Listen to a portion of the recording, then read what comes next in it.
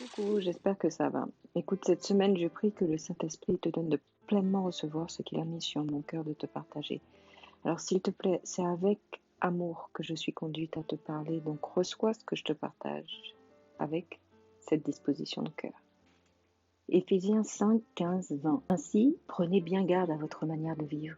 Ne vous conduisez pas comme des ignorants, mais comme des sages.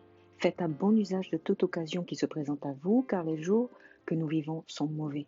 Ne soyez donc pas déraisonnables, mais efforcez-vous de comprendre ce que le Seigneur attend de vous. Ne vous enivrez pas, l'abus de vin ne peut que vous mener au désordre, mais soyez remplis de l'Esprit Saint. Encouragez-vous les uns les autres par des psaumes, des hymnes et des saints cantiques inspirés par l'Esprit. Chantez des cantiques et des psaumes pour louer le Seigneur de tout votre cœur. Remerciez Dieu le Père en tout temps et pour tout au nom de notre Seigneur Jésus-Christ. Toute cette semaine, le Saint-Esprit a fixé mon attention sur 2 points, le cœur de Jésus et le cœur de ceux qui disent l'aimer. Toute la Bible est un témoignage de l'amour de Dieu pour les hommes. Tous les hommes. Tous les hommes. D'un père envers ses enfants, mais également d'un fiancé envers sa promise. Jésus, le fiancé, l'Église, la promise. Bon, question. Mets-toi en situation là. Quel fiancé serait OK avec l'idée que sa future épouse Ton futur époux, si tu es une femme, ait les yeux qui louchent sur tous les gars qui passent par là? ou toutes les meufs, si tu es une femme. Franchement, c'est vexant, avoue. Même si au début tu peux trouver X raisons, elle le regardait pas forcément, c'est parce qu'elle sentait un regard insistant, peut-être que c'est une vieille connaissance. Même principe il si tu es une femme.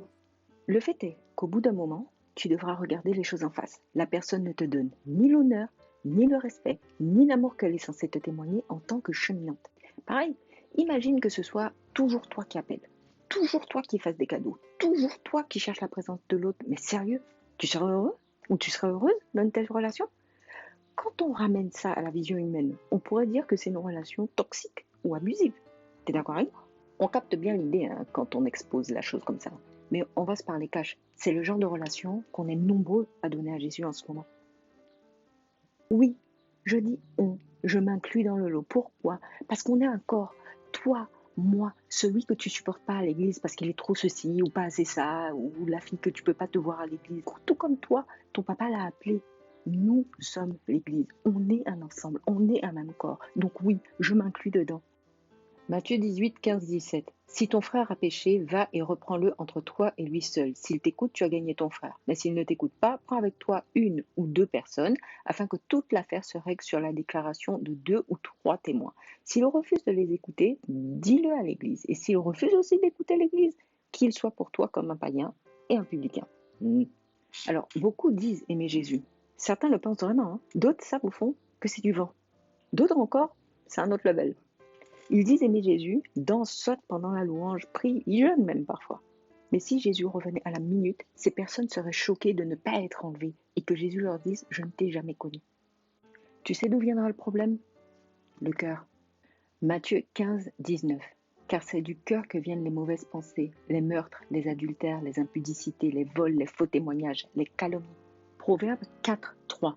Garde ton cœur plus que toute autre chose, car de lui viennent les sources de la vie. Romains 7, 18. Ce qui est bon, je le sais, n'habite pas en moi, c'est-à-dire dans ma chair. J'ai la volonté, mais non le pouvoir de faire le bien. Ton cœur doit véritablement aimer Jésus, ce qui veut dire que si tu l'aimes comme est censé aimer une fiancée, tu vas chercher à le combler lui, pas toi. Tu vas chercher son intérêt, pas le tien. Tu vas chercher son honneur, pas à te mettre en avant toi. Et enfin, tu vas lui être fidèle. Je vais te mettre sous la vidéo des références bibliques qui parlent de l'amour jaloux de Dieu pour nous. C'est pas un jeu. De son côté à lui, tu sais qu'il n'y a rien à redire. Et de notre côté à nous, je regardais là un extrait d'une cérémonie de musique. Un chanteur. Oui, je dis chanteur exprès, l'ami, car il a démontré qu'il n'est pas chanteur véritablement. Bon alors, pour ceux qui ne savent pas ce qu'est un chanteur, c'est quelqu'un qui exerce le don de musique, de chant, pour glorifier Jésus. Est interrogé, on interroge le gars lui disant « Bon, ce soir il y a du beau monde, il y a du monde qui va performer. La prestation de qui est-ce que tu as hâte de voir ?» Le gars a réfléchi bien même, pour lâcher le nom d'un artiste. Moi-même, je suis restée... 1000 trucs sont passés par ma tête. Il n'a pas compris la question, il ne sait pas vraiment qui c'est, il ne sait pas vraiment c'est qui l'artiste dont il parle là. Mais tout mon argumentaire pour lui trouver des excuses est tombé en miettes en deux. Il s'est mis à expliquer que c'était vraiment un artiste qu'il aimait, qu'il admirait, qu'il aimait trop ce qu'il faisait, machin là. Je t'explique ma choquance. Ça n'existe pas, choquance, je sais, mais il n'y a pas de mot assez fort. Donc, allons avec choquance toujours. La personne qui l'admire là, c'est un gars qui fait des clips, des interviews où il explique qu'il est en surkiff sur Satan. Il fait des danses obscènes pour lui et sur lui Satan. Hein. Non seulement ça, mais il t'explique qu'il est conscient et qu'il sait que ce qu'il dit dans ses chansons va t'influer si tu l'écoutes, va t'impacter si tu l'écoutes, et que tu vas faire ce qu'il dit dans ses textes. C'est ça dont il est question. Donc le gars est au courant de l'esprit qu'il habite, de l'esprit de perversité qu'il habite. Il est conscient de ça, et il est conscient de l'effet que ça a sur toi. Et toi là, qui es censé aimer Jésus, utiliser le don du chant qu'il t'a donné pour sa gloire à lui, tu viens me raconter que tu attends la performance du fan club de Satan? Et à part ça, tu aimes Jésus? Les gars, faut arrêter de faire n'importe quoi. Faut arrêter avec les dons, les talents, le cœur que Dieu nous a donné de faire n'importe quoi. Si tu aimes Jésus, tu dois non pas juste bien aimer ou prendre en considération ce que lui aime, mais tu dois l'aimer véritablement. Tu dois aimer ces choses qu'il aime lui aussi. Et de la même manière, tu dois haïr ce qu'il est. H-A-I-T, pas E-S-T. Tu as compris. Bon, attention, tu es le péché, hein, pas la personne qui le commet. Jésus aime tous les hommes, mais est profondément les péchés des hommes. Tu captes la nuance? Jacques 10, 10, 12. De la même bouche sortent la bénédiction et la malédiction. Il ne faut pas, mes frères, qu'il en soit ainsi. La source fait-elle jaillir par la même ouverture l'eau douce et l'eau amère? Un figuier, mes frères, peut-il produire des olives ou une vigne des figues? De l'eau salée ne peut pas non plus produire de l'eau douce. Matthieu 6, 24. Nul ne peut servir deux maîtres, car ou il haïra l'un et aimera l'autre, ou il s'attachera à l'un et méprisera l'autre. Écoute, si tu t'étais assoupi, laissé avoir par les distractions de ce monde ultra perverti, je t'en prie par les compassions de Christ, reviens à Dieu, reviens dans la parole, reviens à Jésus. Si tu es véritablement chrétien, que tu as donné ta vie à Jésus, mets tes yeux sur lui seul. Avant d'aller plus loin, si tu n'as jamais fait le pas de donner ta vie à Jésus, de le reconnaître comme Seigneur et Sauveur, je parle d'un pas adulte, hein. Ta vie adulte, si tu n'as jamais reconnu sincèrement Jésus comme Seigneur et Sauveur, comme Dieu lui-même, arrête-toi. Il y a un lien sous la vidéo. Clique dessus, donne ta vie à Jésus, parce que ce pas-là est capital. Sinon, tout ce que je te raconte n'aura aucun sens pour toi, n'aura aucun impact dans ta vie.